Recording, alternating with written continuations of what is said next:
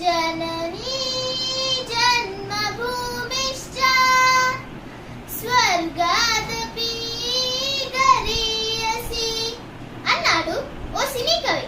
అందరికీ శుభోదయం. నేను పురాక్షయ. నేను చెప్పబోయే అంశం స్వాతంత్రం తర్వాత భారతదేశం. మన పుణ్యభూమి భారతదేశానికి ఆగస్టు 15, 1947 స్వాతంత్రం. 1950లో ప్రపంచంలోనే అతి పెద్ద రాజ్యాంగం మన భారత పౌరుల సొంతమయ్యింది. దాన్ని ప్రతి ఒక్కరూ నోటు మాటన ఓటేయకు, ప్రజాస్వామ్యాన్ని కాటేయకు అని నమ్మి దాన్ని సద్వినియోగం చేసుకోవాలి. ఈ సుదీర్ఘ 74 ఏళ్లలో ఎంతో మంది శాస్త్రవేత్తలు ఎన్నో ఆవిష్కరించారు. కంప్యూటర్లు, మొబైల్ ఫోన్లు, శాటిలైట్లు, అంతరిక్ష క్షిపణులు ఇవి మచ్చుకు కొన్ని. అక్షరాస్యతలో ఎంతో వృద్ధి సాధించారు.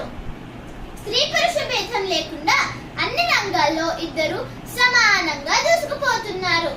ఆర్థికంగా కూడా చాలా ముందడుగు వేసింది. రోజులు మారాయి, ప్రజల్లో చాలా మార్పులు వచ్చాయి. రాజకీయ నాయకుల మాటలను గుడ్డిగా నమ్మకుండా చాలా వాస్తవిక దృష్టితో ఆలోచించి ముందుకు పోతున్నారు. అయినా మంచి వెనుకే చెడు, గులాబీకి ముళ్ళు అన్నట్లు పేదరికం, లంచగొంటితనం, స్వార్థం మనకెందుకులే అనే ధోరణి మన దేశ పురోగతిని అడ్డగిస్తుంది.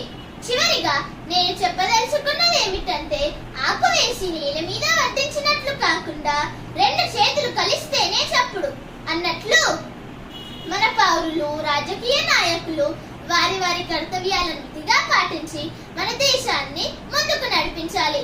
జై హింద్.